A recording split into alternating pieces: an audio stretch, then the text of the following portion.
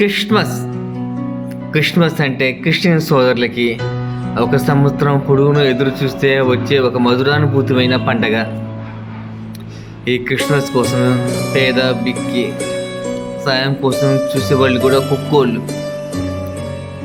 అలాంటి వారికి ప్రతి సంవత్సరం మన సూర్యశ్రీ ట్రస్ట్ తరపున సహాయం అందిస్తూనే ఉన్నా.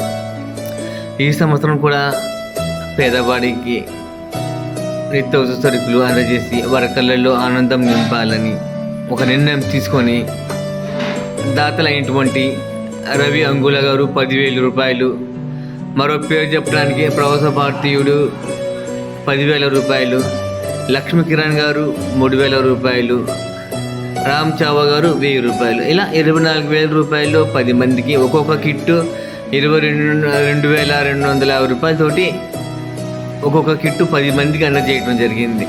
నేను చేసిన సహాయం చాలా తక్కువే, కానీ వాళ్ళ కళ్ళలో ఆనందం నింపుతుందని నేను కోరుకుంటున్నాను.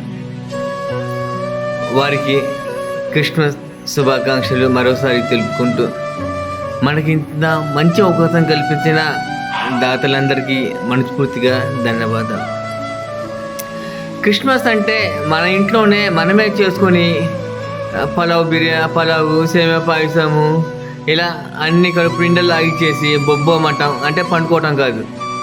మన 10 ఇల్లు అవతల పేదవారు క్రిస్మస్ జరుపుకుంటున్నారా లేదా అని మనము ఒక ఆలోచన చేసి స్వయంగా మనమే వెళ్ళి ఇల్లు చూసి నిజమైన పేదవారు వీళ్ళకి సహాయం అందితే ఆ రోజు క్రిస్మస్ జరుగుతుంది, సంతోషంగా ఉంటారు అని భావిస్తే మనం ముందు అడుగు వేసి వాళ్ళకి సహాయం అందిస్తే ఆ యేసు ప్రభు కృప మా మీద తప్పకుండా ఉంటుంది.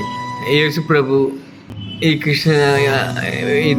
ఈ పేదవారందరికీ కళ్ళల్లో ఆనందం నింపాలని కోరుకుంటూ అందరికీ